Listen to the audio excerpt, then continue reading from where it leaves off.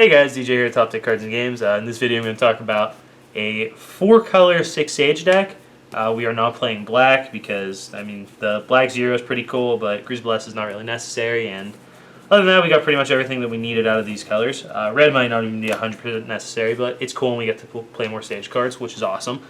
Our roller is Scheherazade, which we are using for mostly, honestly, so we can start with a 5-color land. That way we can play whatever cards we need early and have access to all our mana. Stories is also other than that, Stories is an insanely good card. Against the black decks from previous metas, if you Stories their Mephistopheles, they have a hard time winning the game, which is obviously a huge advantage. I think that's going to be less the case now, though, and that's probably just fine. Still being able to stack your land and tutor up a card with the Flip Scheherazade if you need to find basically anything in the world. Is a really strong ability. So we have Scheherazade as a ruler, 1 Magic Stone of Moonshade that we're literally always going to start with it. Then 3 Stones of Blasting Wind, 3 Deepwood, and 3 Gusting Skies. This gives us 4 of each of our colors. The mana base might not be 100% right, but we need to have access to our colors, so that's what we've got for right now. Moving into creatures, we have 8 Cats, 4 Cheshires, and 4 Familiar of Holy Winds to help slow the game down and play at our pace. As well as just dig us deeper to find sweet cards so we can get some of our more combo-y plays off. Then we have 4 Grettles because we are a green deck and Gretel is a broken card. 3 Molest. Molest is our only red spell, I believe. I didn't see Thunder. That's the only red card in there. Yeah, we talked about playing Thunder because it's a really good card, but couldn't really fit them in. Molest helps deal with early aggression super well, removing the counter to kill most creatures that in aggro deck Grim plays, or even just other Molest, right? There's no reason it can't target itself. Yeah. It's also a 2-drop spell that's not Grattle.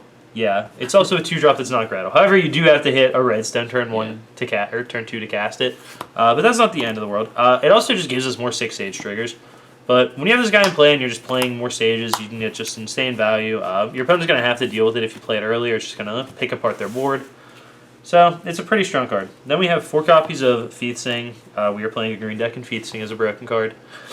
Featsing just lets us fix our mana, which is even more important in this deck than other decks because we have all those different colors. But it's also a 6 Sage. Featsing is an insane card in every deck. Featsing's better in this deck than any other deck I've ever played. Then we have 3 copies of Almerius and 4 copies of Mujdart. These are kind of the Sages that actually put a lot of the work in a deck like this. Mujdart's by far the most important card. Yeah, Mujdart is the best card in the deck, realistically. Almerius is important just to remove attackers from the game. It does a lot of the same things that Stories does. Just if you can deal with your opponent's Mephs against black decks, you're in a good place. Against aggro in general, just being able to kill. Honestly, you can play her trade off with 2 attackers if you remove the counter to kill 1 and then just block. And that's not a great trade, but you 2-for-1 your opponent. You're doing good. Mujdart does literally everything. It taps your opponent's creatures to keep you alive, draws you cards to put you ahead against other slow decks.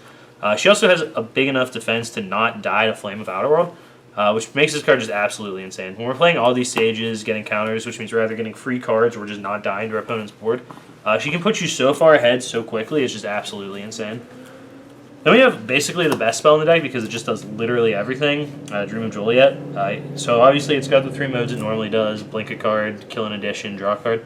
Draw a card is probably absolutely the least used mode on the card. But the blink effect in this deck lets us put counters on all our Sages since it's just whenever they enter the field. It's not like they had to come from the hand or anything, they just have to come into the field. So we can blink a Sage, get counters on all of our different Sages, and just get a million different effects. So with some board states, you can play Dream of Juliet, blink a dude, and the effect ends up being something like deal 300 to a creature, kill it. Draw a card with Mujdart, remove a creature with Featsing, or Almerius rather, wrong card. And that's just absolutely absurd. It's pretty hard to lose the game when you can do all that for 1 card. You can also put in the green, or the 4-drop Featsing and make it a counter spell. If that one was in here, yeah, that one's also just going to be a counter spell then. 4-drop Featsing is really cool, by the way, but we admitted it from the deck. It's just, you have so many 4-drops and it's kind of clunky. Plus Molest is really cool. Then we have 8 counters, 4 Zeeks, 4 Cake Zone. Not much to say about those, really. They just deal with spells. If you have a big problem split, you could change some counterspell somewhere in your deck to Exceeds, but I think you're okay just like this. Then we have 3 copies of Stories to deal with creatures. I think it wouldn't be too unreasonable to cut a Stories and then maybe 1 Zeeks for 2 Exceeds if you have a meta that's full of split decks. But that's pretty much, here or there, whatever your local metagame is. For us, Stories is just a broken card, so, I like playing this card.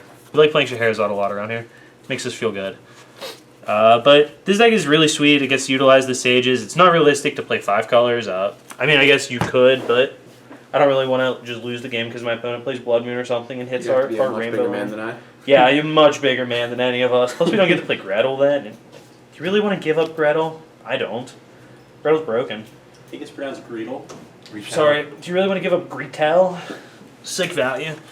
But other than that, this deck is just really cool. It's got so many different lines. You'll find out playing it that even if the Sages don't seem overwhelmingly awesome at first, like just getting the incremental value of having them playing other ones, just feels really good. It's a really good deck against anything except for probably like Vlad and hyper aggressive decks that can kill you before you can set up a couple Sages.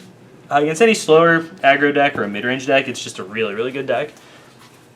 Plus, it makes use of all these sweet new cards, and we have all these beautiful stamped cards. Like, this deck's gorgeous. But that's just the deck for now. We'll be playing some videos with this against Vlad soon, so we can see how that matchup actually works. It's probably just going to be Vlad smashing it. That's just how other control decks are against Vlad, though, so it's just what you deal with. Anyways, let us know if you guys like the deck, how you think we could change it, what else you want to see down below. Make sure you like the video and subscribe to the channel for more content, and we'll see you soon.